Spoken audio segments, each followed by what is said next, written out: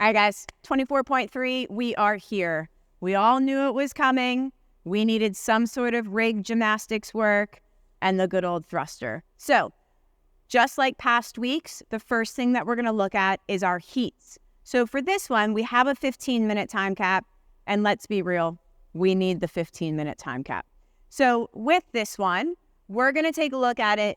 If you do not have a warm-up area for your athletes and you need to bake the warm-up in to your heat. This workout does have some more moving parts compared to the last week's, so we do need to take that into consideration for both the thrusters and the gymnastics movements. So let's take a look. First off, you're going to go through the brief, about 3 minutes. We're going to do our general warm-up, which is going to be about 7 minutes. With this one, I want you to be very, very intentional about having a really good, quick moving warm-up. In that 7 minutes, we want them to really increase their heart rate. We want that full body movement, not a lot of standing around, like let's get them moving, okay? Then from there, we do need to do an additional barbell warm-up here. We need to really prep them for those front squats, the pressing overhead, to put it all together for that thruster, especially since we have light thrusters and heavier thrusters. So we do have some barbell kind of specific warm-up that we need to get into.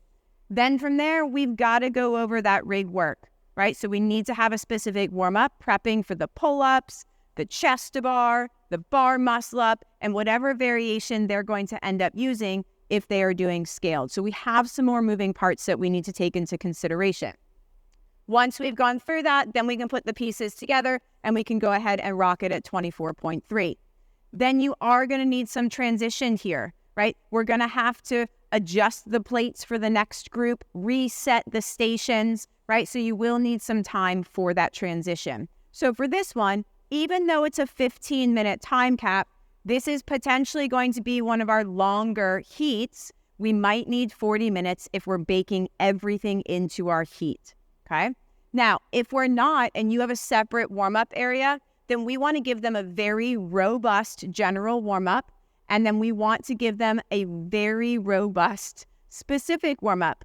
Lay out what you want for them to do to prep for those thrusters and to prep for the pull-ups and the chest to bars, bar muscle-ups. Tell them what you want so that they follow, right, and are prepared for when you call them over. Because if you can bake that in outside of your heat, then we can just do a quick brief. They can take a moment to get set on the rig, and you can jump right into that 15-minute workout and have a 5-minute transition, right? So that would put us, if we're not including it in our heat and they're doing it outside of it, that would put us at about a 25-minute heat. So we can save some time there, right? So that depends on your gym.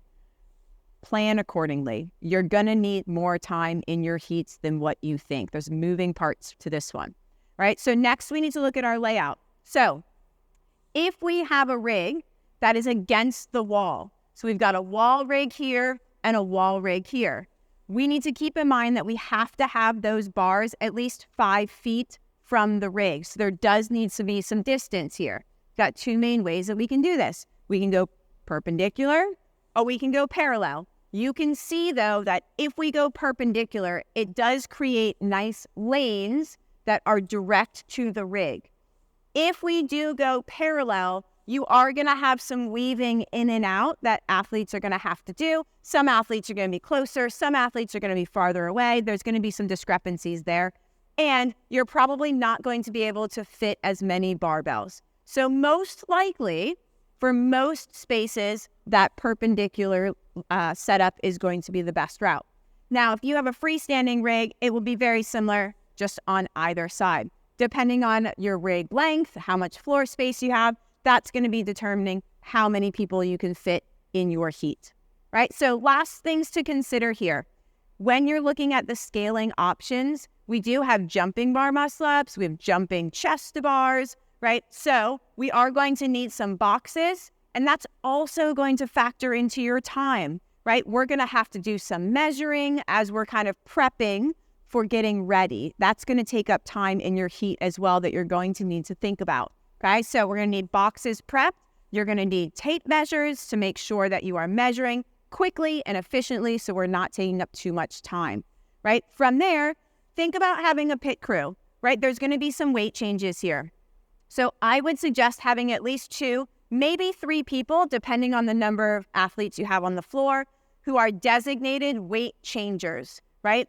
And they're going to make sure that the weight that they need for their weight change, athletes will make sure that they have the correct plates next to their barbell so that the pit crew can easily change their weights when they get to that point. The judge can just give them a signal of, hey, change those weights as the judge is counting those other reps. And that way that barbell is going to be ready to go. They can even switch them out during that 1-minute rest. That is a great use of your time, not the athlete's time, but the judge and the pit crew's time to swap those weights during that 1 minute of rest, right? So I'm excited for this workout. We've got traditional gymnastics thruster combo. It's going to be super exciting, but we need to consider the fact that there's a lot of moving parts. There's a lot of logistics. We've got boxes, we've got weight changes, we've got the rig, right? So be generous with your heat times, because if we try to shorten them too much and athletes feel rushed, that's going to affect their experience on the floor. Give them some time. People would rather have extra time and be able to move through smoothly than to feel like they're being rushed through their heat, right? And they've been looking forward to this for weeks and weeks. This is the last one, and we want it to go well, right? So we're going to plan accordingly. All right, guys. So last week, have fun with it. Thrusters and pull-ups. Let's do it.